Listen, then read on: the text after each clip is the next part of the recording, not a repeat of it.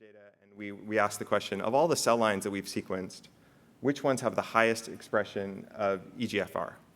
And this very simple question turns out to involve data and metadata from a lot of different places, and pulling those together in a workload that she had done herself took a lot of different steps and particularly a lot of manual steps. We made the case in that talk, or she made the case mostly, I was there for support, that if we could unify the metadata and the data in a logical data warehouse, if you will, so that it was end-to-end logically connected, we could change these manual, cumbersome file finding and copying workflows into simple SQL queries that we could then run in our favorite data science tools, Jupyter, Data Studios, R. And then this question, which cancer types in CCLE have the highest EGFR expression, becomes a short SQL query that feeds into a data frame in pandas that then produces this nice plot. What we do at Quilt, in that talk, we were very unopinionated. We were just making the case for SQL. So today, I'm going to dig in a little bit more about metadata and tell you a little bit more about what we specifically do at Quilt. And we are, as Geraldine mentioned, we are a sponsor. We have a table in the demo room, so please come by and see us there. We help scientific teams manage large, messy life science data sets in Amazon, particularly in Amazon S3, but in the Amazon ecosystem. So today, as a fallout from that talk in Barcelona, the questions we got was, how do we really get that metadata into this logical data warehouse that you're talking about? What is it that we do? Yes, we're very rigorous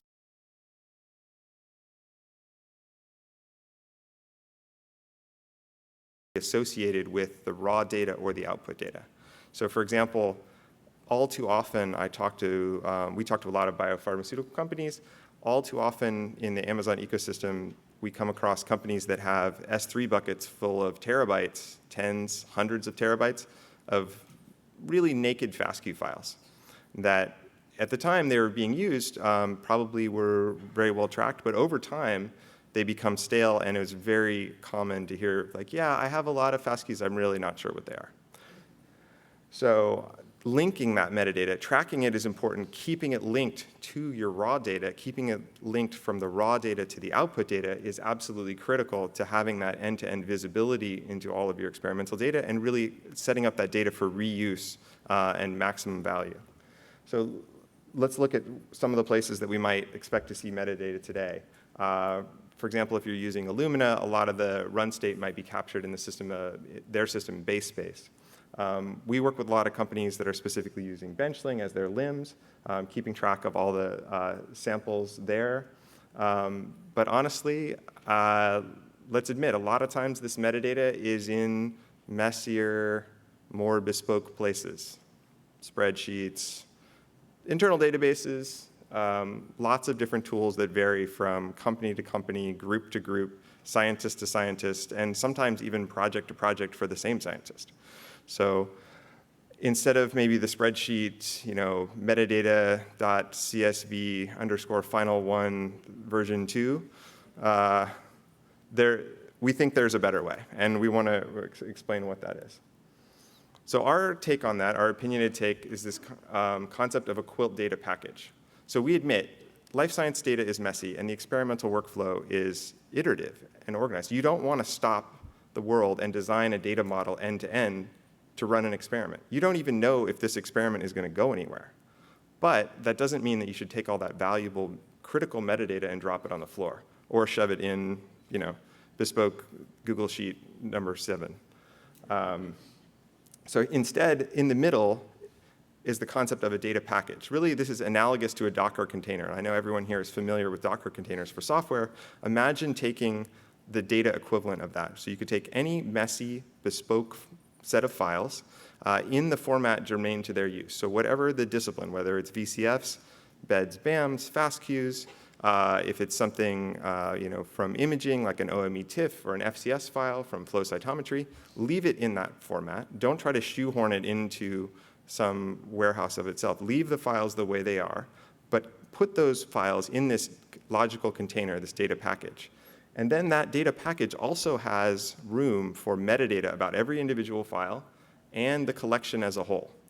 And the magic of this is twofold. So first of all, going back to that S3 bucket with our 100 terabytes of FASTQ files, now those FASTQ files are not naked. All of those FASTQ files have labels. Where did they come from? It might be as simple as an experiment ID, an entity ID. But if they have something, some clue to where they came from, the process of understanding what they are and how they can and should be used becomes much, much more tractable. Second, at Quilt, we do the hard work, or the software, I should say, not me personally, but the software does the hard work of taking all that metadata and building those tables for you. So instead of building the data warehouse by designing those table schemas a priori and then filling them and having to map all your workflows into the schemas, maybe perhaps changing your pipeline to fill that data warehouse, simply think of the individual experiment, the individual pipeline run, the single sample, and put the labels on that, and let the software turn those labels into tables and make them queryable. And hopefully this is a more tractable problem. Now, that still leaves a lot of labeling to do, and a lot of what could be potentially manual work to get all this metadata into place. And I know you're already thinking, but I already entered that metadata in Benchling. Why would I copy it again into this other system? Okay. Of course, we don't want you to do that. The answer to this, and just like we've seen in software and in platforms like Sakara Platform using Docker containers, we can automate these processes and use the container analogy to actually accelerate and simplify automation. So what I'm showing here is a simplified workflow capturing data and metadata going from the lab to the cloud and into a Quilt package. If any of you have a chance, I was working on this particular project with our partners PTP, who have the table next to us, and one of our mutual customers is also a Sakara Platform customer, I believe, but certainly big Nextflow users. They have a NextSeq server, a NextSeq instrument sequencer, and when the samples are sequenced, the workflow looks something like this. Their Benchling shop, their scientists will create the notebook entry in Benchling, design the experiment, create the notebook entry, launch the run. The raw files, the FASTQs are exported and written to a local server. They're using a storage gateway then that automatically pulls those files up into their S3 bucket. And here's where we can help at Quilt. We've recently announced a new feature to help data engineering automation called the Quilt packaging engine. We will automatically package results for you based on event triggers. One of the simplest ones and the ones most easily adoptable from the Nextflow community is we have support for the RO-create manifest file. Any folder in S3 now with an RO-create manifest file can be automatically packaged. We'll pull metadata from that RO-create manifest JSON file and use that as the package level metadata. So simply by putting that extra bit of metadata in there, we can build the package. And we can fill that metadata by making an API call to Benchling and actually pulling out that sample level metadata that's been entered in Benchling, pulling that into the package. So it's still in Benchling, it's still usable by that system, but now it's linked to this raw data. We've established a link between them. There's a link now between the experiment record, the notebook entry, and the Quilt package. And we have also a mirror of the sample metadata for all of those sample packages. So where does that leave us? Let's see if this, do I click again? I'll try. Oh yeah, here we go. So then I have two examples of data packages here. And I apologize if the text is a little small. Please come by the demo table, and you can look at these packages in detail. But now this is the metadata attached to those FASTQs in that FASTQ sample. And all of that metadata is now available for search. You can find these data sets based on all the data sets that match the cancer type, that match the cell line, that would match, you could find by a sample ID, by an experiment ID, any relative metadata facets available for immediate search. And also, those are built into one of these tables. So going back to the examples from November, if you see that talk, that's how we would do that join. And all of this sample metadata are available as columns in that logical database that can be joined with the outputs. The second video would show what it looks like if we package the outputs. So example, we've run RNA-seq on these samples. That is going to go through the NF-core RNA-seq pipeline and generate, amongst other things, obviously multi-QC, but also importantly the gene expressions, sample by sample gene expression counts, and we can then both inspect those, but importantly build tables out of those as well. So this is where we would build the tables that led to the first example, where we've aggregated our gene expression, and we can find the expression of the gene of interest over all of our cell lines. So in conclusion, scattered metadata really is a challenge for the life sciences teams and researchers. And data is being collected in lots of different systems, metadata as well. We think Quilt packages are a viable, a convenient, and open source solution to do this. It's a simple mental construct analogous to a container that will allow you to annotate your data, bind it in a version and reproducible way with all of the critical related metadata, that critical context that helps you understand what it is and where it came from and how to use it. And if you do that and use that in a system, the benefits of that is that you'll have, first of all, more reproducible insights because all of that will be versioned together, but you'll be able to much more quickly ask richer questions and answer them much faster by pulling all of that information in a unified way into all of your best analytical tools. And I think we have time for questions.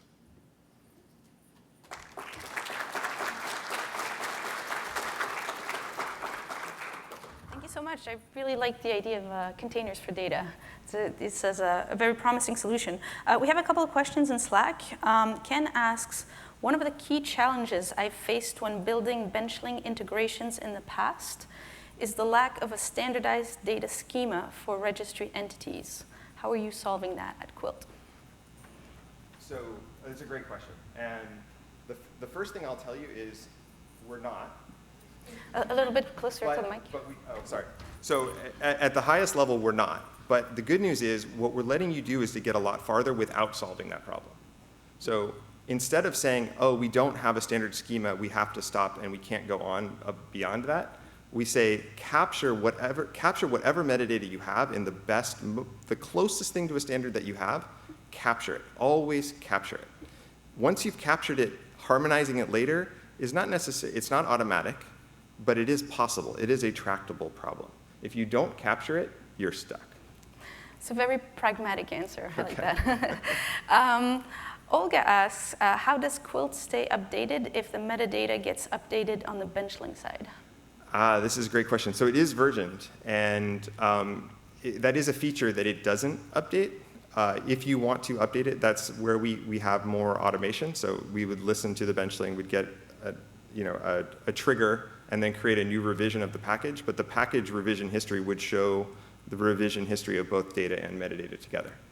Excellent, thank you. Any questions in person? Yeah, we have a question over there. We work with Benchling a lot, so we know how hard it is, this metadata. But we use Benchling in Azure because we're not allowed to use Amazon. Does that work for Azure Microsoft? So the Quilt data packages can be used in pretty much any system. Our commercial product today runs only in AWS.